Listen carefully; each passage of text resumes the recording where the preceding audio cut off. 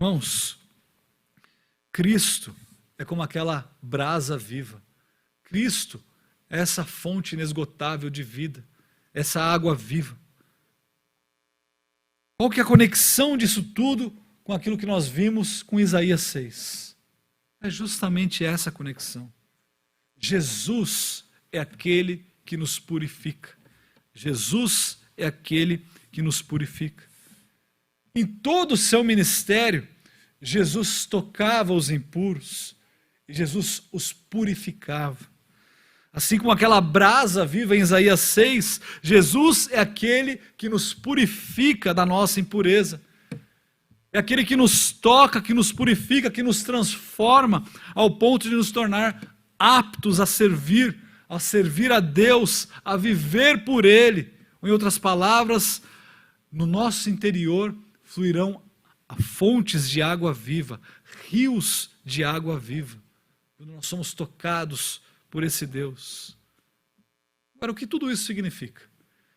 Significa que se nos tornarmos livres, ou se Cristo nos tocar, nos tornaremos livres do nosso pecado. Quando Cristo nos toca, quando Cristo nos purifica, não somos mais condenados e nos tornamos agora livres do nosso pecado, livres do poder do pecado sobre nós. Significa que há um progresso contínuo, muitas vezes aparentemente lento no desenvolvimento da semelhança de Cristo, mas contínuo à semelhança de Cristo.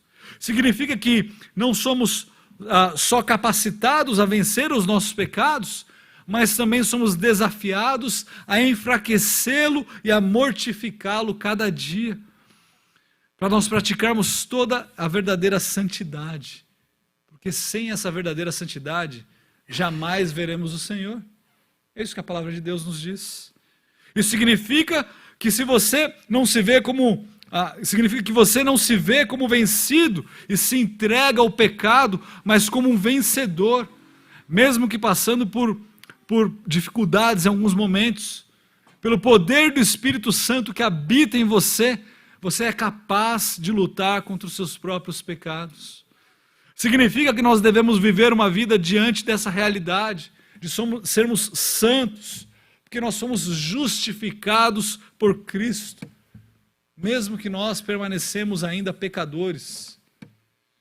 Irmãos, como a confissão coloca, cientes de que a santificação abrange o homem todo, ainda que imperfeita enquanto nesta vida, em toda parte ainda permanecem alguns resíduos de corrupção, dos quais provém uma guerra irreconciliável, a carne militando contra o espírito militando contra a carne. Mas também significa que não é por conta dessa realidade, da existência de uma guerra, que nós simplesmente devemos nos entregar aos nossos inimigos, ao nosso pecado, mas sim que nós devemos lutar constantemente contra a nossa carne, buscando a glória de Deus. É isso que significa.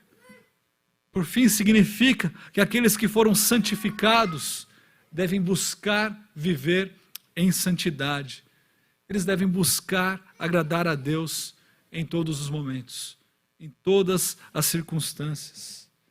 Nós nunca podemos perder de vista a perspectiva de que estamos em uma guerra contínua e que nessa guerra, embora a corrupção remanescente possa muito prevalecer por algum tempo, o contínuo suprimento de força pelo Espírito de Cristo, o Espírito santificador, faz com que a parte regenerada afinal vença. Nós não podemos perder isso de vista, irmãos. Por isso nós devemos viver na graça de Deus, buscando aperfeiçoar a nossa santidade no temor de Deus, nos esforçando a cada dia para viver uma vida piedosa, em obediência a todos os mandamentos de Cristo, como cabeça e rei nos prescreveu na sua palavra. É dessa forma que nós devemos viver. É esse o significado da santidade e a sua importância. Assim como no Antigo Testamento, Israel foi separado por Deus das nações vizinhas para ser santo. Nós também devemos nos separar do pecado para o serviço a Deus. O padrão e a motivação do cristão, ou o padrão e a motivação do cristão para a santidade é a perfeição moral absoluta do próprio Deus. Isso nós podemos ver lá em Mateus 5, em Efésios 5:1. Nós devemos ser imitadores de Deus. Nós somos feitos à sua imagem e nós devemos refletir a sua imagem diante dos homens. Por isso, irmãos, pelo contrário, segundo é santo aquele que vos chamou, tornai-vos santos também vós mesmos em todo o vosso procedimento. Porque está escrito, sede santos, porque eu sou santo. Esse é o nosso chamado como cristãos. Porque o nosso Deus é um Deus 3 vezes santo. Nós também devemos viver de uma maneira que reflita esse Deus ao qual nós adoramos.